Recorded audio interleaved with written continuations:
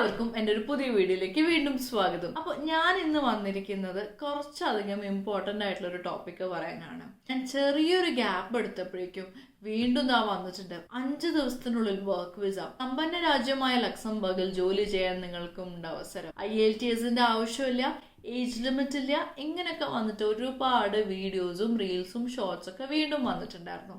So അതുകൊണ്ട് തന്നെ Luxembourg തപ്പി വരുമ്പോൾ ഈ ഒരു ചാനൽ കണ്ടുകൊണ്ട് കുറച്ച് ആൾക്കാരെ എൻ്റെ അടുത്ത് ചോദിക്കുന്നു, ലക്സംബർഗിലെ വർക്ക് വിസേനെ പറ്റിയിട്ട് പറയാൻ പറ്റുമോ, വർക്ക് പെർമിറ്റിനെ പറ്റി പറയാൻ പറ്റുമോ എന്നുള്ളത്. സോ ആദ്യമേ ഞാനൊരു ജാമ്യം എടുക്കുകയാണ്.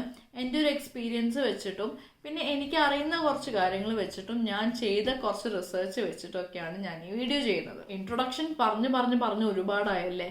അപ്പോൾ നമ്മൾ ഇന്ന് നോക്കാൻ പോകുന്നത് വർക്ക് വിസ ഇൻ ലക്സംബർഗിനെ പറ്റിയിട്ടാണ്. So without much introduction let's get into the video. നമ്മൾ വീഡിയോ തുടങ്ങുന്നതിന്റെ മുന്നേ ഈ ലക്സംബർഗ് എന്ന് പറയുന്ന രാജ്യം ഇപ്പോൾ കുറച്ചായിട്ട് വല്ലാണ്ട് പോപ്പുലാരിറ്റി കിട്ടുന്ന ഒരു രാജ്യമാണല്ലേ. ഒരു 2021 നോക്കുകയാണെന്നുണ്ടെങ്കിൽ ഒരു 1800 1900 ആൾക്കാരൊക്കെ ആയിരുന്നു ജോലി ആവശ്യങ്ങൾക്ക് വേണ്ടിയിട്ട് ലക്സംബർഗിലേക്ക് വന്നിട്ടുണ്ടായിരുന്നത്.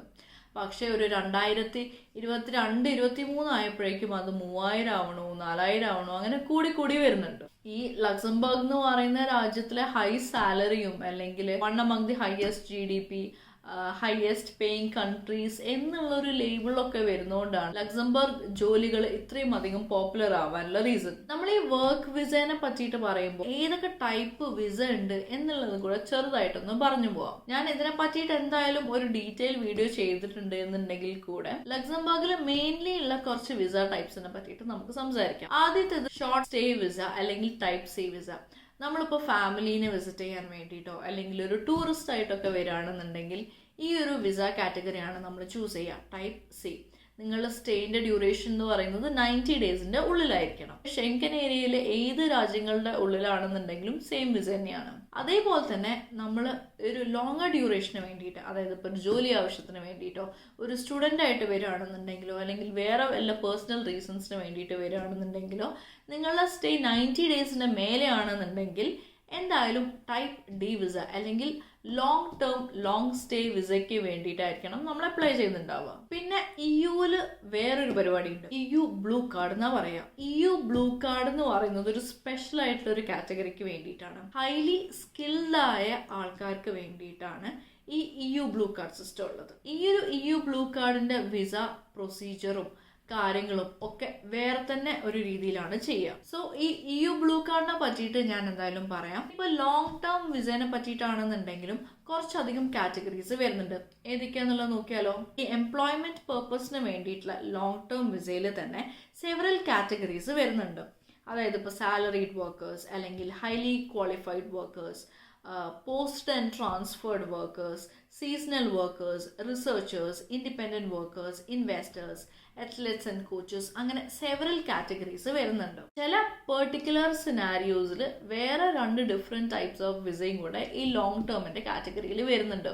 യങ് ഡൊമസ്റ്റിക് ഹെൽപ്പേഴ്സ്, അതായത് AU പെയർ ഓ പെയർ, അതിന്റെ കറക്റ്റ് പ്രൊനൗൺസിയേഷൻ അറിയില്ല, പക്ഷെ അതൊരു ടൈപ്പാണ്. Visa for partners and relatives of Luxembourg and EU citizens. So അങ്ങനത്തെ 2 ടൈപ്പും കൂടെ വരുന്നുണ്ട്. ഞാൻ നേരത്തെ പറഞ്ഞ EU ബ്ലൂ കാർഡിനെ പറ്റിയിട്ടുള്ള കൂടുതൽ ഡീറ്റെയിൽസ് അറിയാം. EU ബ്ലൂ കാർഡ് എന്ന് പറയുന്നത് ഹൈലി സ്കിൽഡ് ആയിട്ടുള്ള പ്രൊഫഷണൽസിന് വേണ്ടിയിട്ടുള്ള ഒരു സ്പെഷ്യൽ കാറ്റഗറിയാണ്. ഈ ഒരു EU ബ്ലൂ കാർഡ് കിട്ടാൻ വേണ്ടിയിട്ടുള്ള മസ്റ്റ് ആയിട്ടുള്ള കുറച്ച് കാര്യങ്ങളുണ്ട്. എന്തൊക്കെയാന്നുള്ളത് നമുക്ക് നോക്കാം. An employment contract for right position, അതായത് ഹൈലി ക്വാളിഫൈഡ് ആയിട്ടുള്ള പൊസിഷനിലേക്കുള്ള ഒരു എംപ്ലോയ്മെന്റ് കോൺട്രാക്ട്. പിന്നെ സബ്സ്റ്റാൻഷ്യൽ റെമ്യൂണറേഷൻ, അതായത് ലക്സംബർഗിലെ ആവറേജ് ഒരു ഗ്രോസ് സാലറിനെക്കാട്ടും ഒരു 1.5x ടൈംസ് ആയിരിക്കണം നിങ്ങൾക്ക് ഓഫർ ചെയ്തിരിക്കുന്ന സാലറി. അങ്ങനെയാണെന്നുണ്ടെങ്കിൽ മാത്രമേ ഈ ഹൈലി സ്കിൽഡ് കാറ്റഗറിയിലേക്ക് വരൂ. പിന്നെ പ്രൂഫ് ഓഫ് ക്വാളിഫിക്കേഷൻസ്, പിന്നെ നമ്മൾ നേരത്തെ ഒരുപാട് വീഡിയോസിൽ മെൻഷൻ ചെയ്ത പോലെ തന്നെ ADEM certificate for third country nationals, അതായത് എംപ്ലോയർ ADEMൽ രജിസ്റ്റർ ചെയ്ത് അത് വേക്കൻ്റ് ആയിട്ട് ഇരുന്നുകൊണ്ടാണ് വേറുള്ളൊരു രാജ്യത്തുനിന്ന് ആളെ കൊണ്ടുവന്നത് എന്ന് കാണിക്കുന്ന ഒരു സർട്ടിഫിക്കറ്റും കൂടെ വേണം. ഇനിയിപ്പോൾ റിസർച്ചേഴ്സിനാണെന്നുണ്ടെങ്കിൽ റിക്വയർമെന്റ്സ് മാറും. എലിജിബിൾ ഡിഗ്രി അല്ലെങ്കിൽ അതിന്റെ ഒരു എഡ്യൂക്കേഷണൽ ക്വാളിഫിക്കേഷൻ കാണിക്കുന്ന ഡേറ്റാസ് വേണ്ടി വരും. ഒരു hosting agreement with research organisation, അങ്ങനത്തെ പല കാര്യങ്ങളും വേണം. EU ബ്ലൂ കാർഡ് ആണെന്നുണ്ടെങ്കിലും റിസർച്ചിന് വേണ്ടി വരികയാണെന്നുണ്ടെങ്കിലും അതിൻ്റെതായ സെറ്റ് ഓഫ് റിക്വയർമെൻറ്റ്സും കാര്യങ്ങളൊക്കെ വേണം. അതെന്തായാലും എന്തൊക്കെയാണെന്നുള്ളത് റഫ്ലി ഞാനൊന്ന് പറഞ്ഞു പോയതാണ്.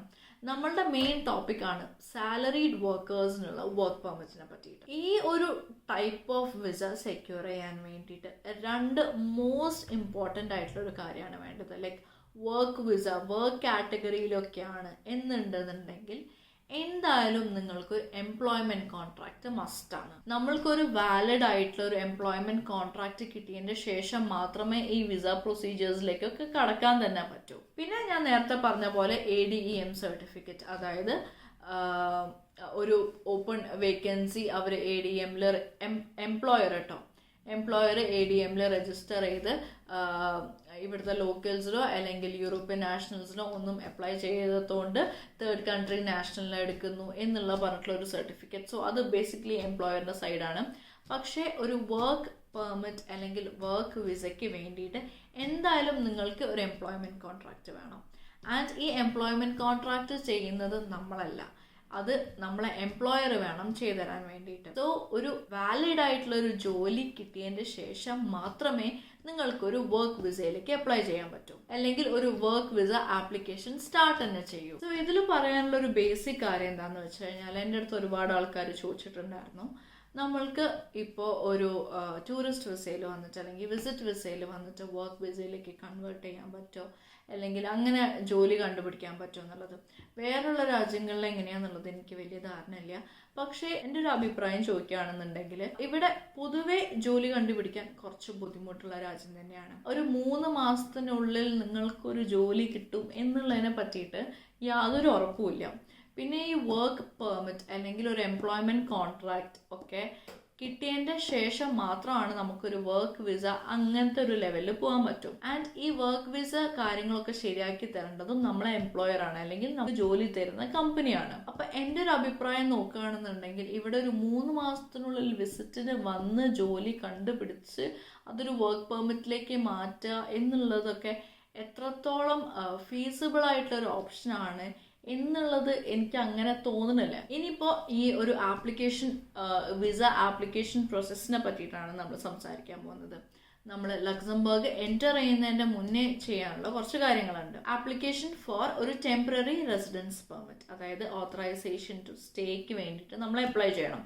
അതിനും ഒരു സെറ്റ് ഓഫ് ഡോക്യുമെന്റ്സ് വേണം. ഞാൻ ഇവിടെ സംസാരിക്കുന്നത് ബേസിക് സെറ്റ് ഓഫ് ഡോക്യുമെന്റ്സിനെ പറ്റിയിട്ടാണ്. നമ്മൾ എന്തിനാണ് വരുന്നത് എന്നുള്ളതൊക്കെ വെച്ച് നോക്കിയിട്ട് ഈ ഒരു സെറ്റ് ഓഫ് ഡോക്യുമെന്റ്സ് കുറച്ച് അങ്ങോട്ടും ഇങ്ങോട്ടും മാറാൻ സാധ്യതയുണ്ട്. നമ്മുടെ പാസ്പോർട്ടിന്റെ ഒരു കോപ്പി, ഇനിയിപ്പോൾ ഓൾറെഡി ഷെങ്കൻ ഏരിയയിൽ താമസിക്കുന്ന ഒരാളാണെന്നുണ്ടെങ്കിൽ ഒരു റെസിഡൻസ് പെർമിറ്റിന്റെ ഒരു കോപ്പി, പിന്നെ ഒരു ക്രിമിനൽ റെക്കോർഡ് എക്സ്ട്രാക്ട് അല്ലെങ്കിൽ ഒരു എഫിഡവിറ്റ്, നമ്മൾ എവിടെയാണ് താമസിക്കുന്നത് ആ കൺട്രി ഇഷ്യൂ ചെയ്തത്. മിക്കവാറും നമ്മുടെ കേസിൽ PCC ആയിരിക്കും വേണ്ടി വരിക. പിന്നെ ഒരു കരിക്കുലം വിറ്റേ, അതേപോലെ തന്നെ എഡ്യൂക്കേഷണൽ ഡിഗ്രീസിന്റെയും പ്രൊഫഷണൽ ക്വാളിഫിക്കേഷൻസിന്റെയും ഒക്കെ കോപ്പിയും. ലക്സംബർഗിൽ ജോലി കിട്ടിയിരിക്കുന്ന ആ ഒരു എംപ്ലോയ്മെന്റ് കോൺട്രാക്ട് മസ്റ്റ് ആയിട്ടുള്ള ഒരു കാര്യമാണ്, അതെന്തായാലും വേണം. പിന്നെ നാഷണൽ എംപ്ലോയ്മെന്റ് ഏജൻസിയായ ADEMന്റെ ഒറിജിനൽ സർട്ടിഫിക്കറ്റും വേണം, ഈ എംപ്ലോയറിനെ ഓത്തറൈസ് ചെയ്യുന്ന പോലെ തേർഡ് കൺട്രി നാഷണൽസിനെ ഹയർ ചെയ്യാൻ വേണ്ടിയിട്ട്. ഇനിയിപ്പോൾ ഹൈലി ക്വാളിഫൈഡ് വർക്കർ വിസയ്ക്കാണെന്നുണ്ടെങ്കിൽ ഒരു എംപ്ലോയ്മെന്റ് കോൺട്രാക്റ്റിന്റെ ഒരു കോപ്പി, അതിന്റെ ഡ്യൂറേഷൻ എന്ന് പറയുന്നത് അറ്റ്ലീസ്റ്റ്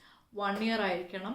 ആൻഡ് അതേപോലെ തന്നെ ആനുവൽ ഗ്രോസ് സാലറി എന്ന് പറയുന്നത് 1.5x times average gross salary ആയിരിക്കണം ലക്സംബർഗത്തെ. പിന്നെ നേരത്തെ പറഞ്ഞ പോലെ ADEMന്റെ സർട്ടിഫിക്കറ്റ്. ഇനി സംസാരിക്കാൻ പോകുന്നത് എന്താന്ന് വെച്ച് കഴിഞ്ഞാൽ ഒരു പ്രോസസ്സിംഗ് ടൈമാണ്. വർക്ക് വിസ, വർക്ക് പെർമിറ്റ്, അതിന്റെയൊക്കെ ഒരു പ്രോസസ്സിംഗ് ടൈം എന്ന് പറയുന്നത് സാധാ ഒരു വിസ ടൈപ്പ് ആണെന്നുണ്ടെങ്കിൽ മാക്സിമം പോയി കഴിഞ്ഞാൽ ഒരു 4 മാസം വരെ. ഇനിയിപ്പോ ഹൈലി സ്കിൽഡ് കാറ്റഗറിയിലാണെന്നുണ്ടെങ്കിൽ മാക്സിമം ഒരു 3 months വരെ.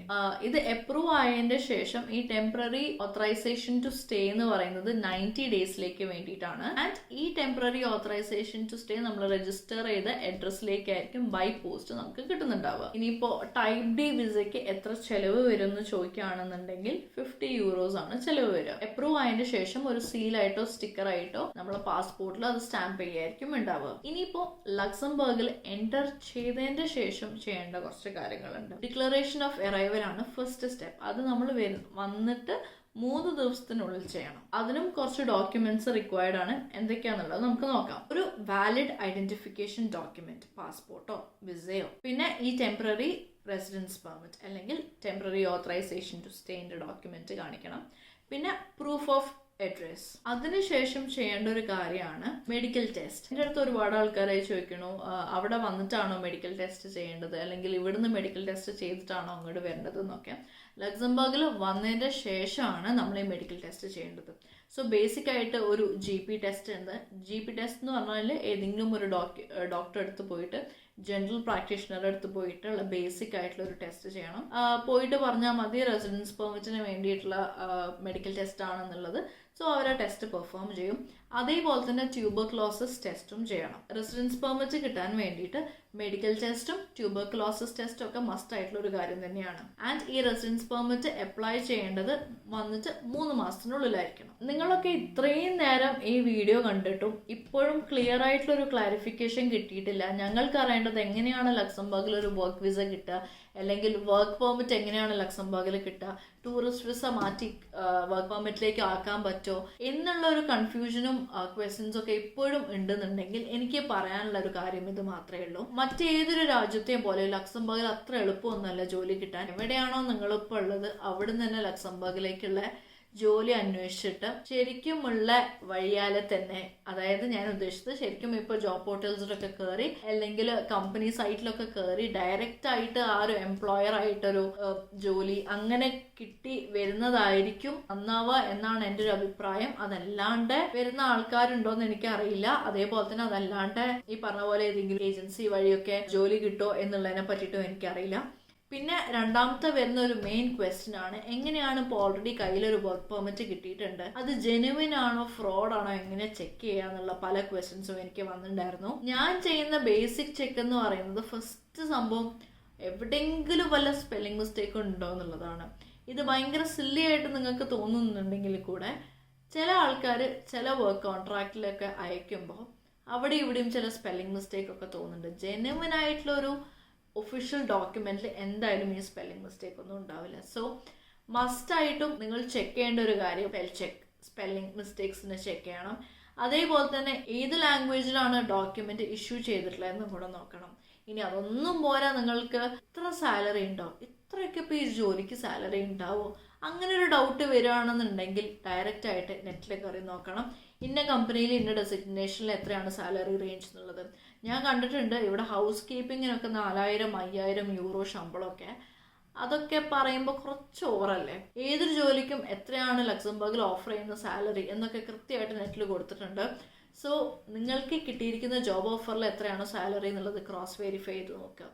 അതേപോലെ തന്നെ ഓൾറെഡി ഇപ്പം ആരെങ്കിലും ആ ഒരു വഴി ഇവിടെ വന്നിട്ടുണ്ടെന്നുണ്ടെങ്കിൽ അവരായിട്ടൊന്ന് ഡയറക്റ്റ് കോൺടാക്ട് ചെയ്ത് നോക്കാൻ പറ്റുകയാണെന്നുണ്ടെങ്കിൽ നല്ലതായിരിക്കും. ഏത് കമ്പനിയിലേക്കാണോ റിക്രൂട്ടഡ് ആയിട്ടുള്ളത്, അല്ലെങ്കിൽ ഏത് കമ്പനിയിലാണോ നിങ്ങൾക്ക് ജോലി ഓഫർ ചെയ്തിട്ടുണ്ടെങ്കിൽ ആ കമ്പനി ശരിക്കുള്ള കമ്പനിയാണോ എന്നുള്ള നെറ്റിൽ ചെക്ക് ചെയ്യാം. ഡയറക്റ്റ് ആയിട്ട് ആ കമ്പനീനെ വിളിച്ച് അന്വേഷിക്കാം, അവിടെ റിക്രൂട്ട്മെന്റ്സ് നടക്കുന്നുണ്ടോ, ഇന്ത്യയിൽ നിന്നാണ്, അങ്ങനത്തെ കാര്യങ്ങളൊക്കെ ചോദിക്കാം. ഇനിയിപ്പോൾ അതൊന്നും പറ്റില്ലാന്നുണ്ടെങ്കിൽ വേഴ്സ്റ്റ് കേസിൽ നമ്മൾക്ക് എംബസിയിൽ ഡയറക്റ്റ് കോൺടാക്ട് ചെയ്ത് നോക്കാം, ഇതാണ് കിട്ടിയിരിക്കുന്ന വർക്ക് പെർമിറ്റ്, അത് ജെനുവിൻ ആണോ അല്ലേ എന്നൊക്കെ ചെക്ക് ചെയ്യാൻ വേണ്ടിയിട്ട്. ഇതൊക്കെ ചെയ്യാൻ പറ്റുമോ എന്നുള്ളത് എനിക്കറിയില്ല, പക്ഷെ എന്നോട് ചോദിക്കുകയാണെന്നുണ്ടെങ്കിൽ ഇതല്ലാണ്ട് ഇപ്പോൾ ജെനുവിൻ ആണോ അല്ലേ എന്ന് നോക്കാൻ എനിക്കങ്ങനെ പ്രത്യേകിച്ച് അറിയില്ല. സോ ഇതൊക്കെയാണ് എൻ്റെ സജഷൻസ്. സോ അത്രയൊക്കെ ഉള്ളൂ ഇന്നത്തെ വീഡിയോ. ഞാനത് ക്ലീഷേ ലക്സംബർഗിനെ പറ്റി പറയുന്ന വീഡിയോസ് പോലെ ആക്കിയിട്ടില്ല. റീസൺ എന്താണെന്ന് വെച്ച് കഴിഞ്ഞാൽ നമ്മൾ ഇൻ്റർനെറ്റ് എടുത്ത് നോക്കുമ്പോൾ, യൂട്യൂബ് എടുത്ത് നോക്കുമ്പോൾ തന്നെ കമൻറ്റ് സെക്ഷൻ ഡിസേബിൾ ആക്കി വെച്ചിരിക്കുന്ന ഒരുപാട് ലക്സംബർഗ് ജോബ് വിസേനെ പറ്റിയിട്ടുള്ള വീഡിയോസ് നമുക്ക് കാണാൻ പറ്റും.